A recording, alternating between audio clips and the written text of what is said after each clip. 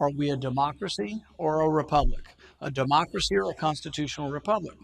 I had this question with a famous neocon who's on the news all the time last night at one of the television stations here locally. He says, "What does it matter?" And I said, "Well, because Wilson wanted to make the world safe for democracy. You guys wanted to make the Middle East safe for democracy. You're everywhere overturning governments. The Arab Spring happens and you get a democracy and now you're not happy. Maybe you should be a little more specific that it's not democracy you're in love with. We need to be in love with constitutional republics that are restrained, that guarantee certain rights. If you're just for democracy, now they're complaining. The president's saying, "Well, it's a democracy," but they're acting like authoritarians. Well, yeah, they are, but that's the whole point. Democracy isn't the end answer. Democracy is not what we're fighting for. What we should be fighting for is for a constitutional republic, for preservation of rights. Certain rights can't be taken away by a majority. Why is this important? From the Lochner case in 1905, about 10 years later, there's a case called Buchanan v. Worley. It overturns the Jim Crow laws, the housing segregation laws in Louisville.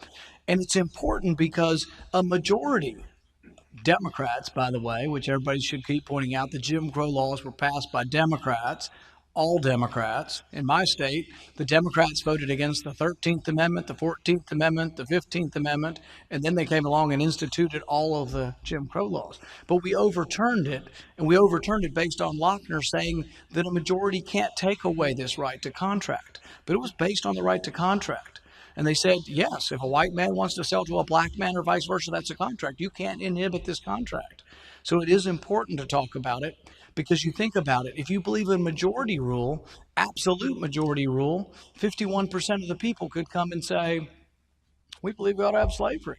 Or 51% of the people could say, why don't we put all the Japanese people in camps? Oh, that's right, we did do that, didn't we?